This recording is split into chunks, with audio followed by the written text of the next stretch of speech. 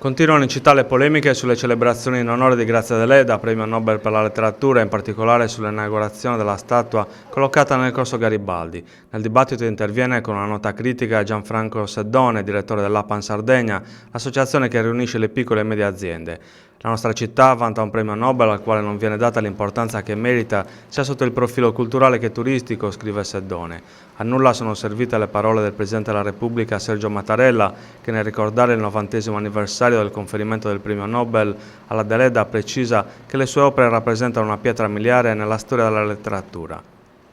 Un intervento prosegue la nota del direttore dell'APAN, che ha avuto un eco su tutti i quotidiani nazionali ed esteri, ma nella casa municipale forse non hanno ben recepito il messaggio, considerato che la manifestazione del 15 agosto non è stata di certo all'altezza della situazione. Per non parlare, continua Seddone, della vexata questio della scultura che tanto fa discutere e parlare, o della scelta della data della manifestazione per la quale si è privilegiato il 15 agosto, data della morte della scrittrice, a quella più appropriata del riconoscimento del Nobel. Il direttore Seddone sottolinea anche l'assenza del sindaco di Nuoro e quelle dei sindaci dei comuni che fanno parte del consorzio letterario Grazia Deledda, ma anche dei consiglieri regionali e parlamentari espressi dal nuorese e le autorità provinciali.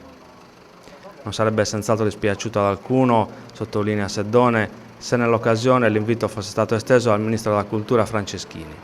La manifestazione invece si è risolta in maniera molto approssimativa, conclude il direttore dell'APA, forse per la fretta o per altri insondabili motivi, o forse per aver avuto l'ardire e la pretesa di poter fare tutto da soli, ignorando i suggerimenti e i consigli che avrebbero avuto dai responsabili delle diverse associazioni culturali del capoluogo.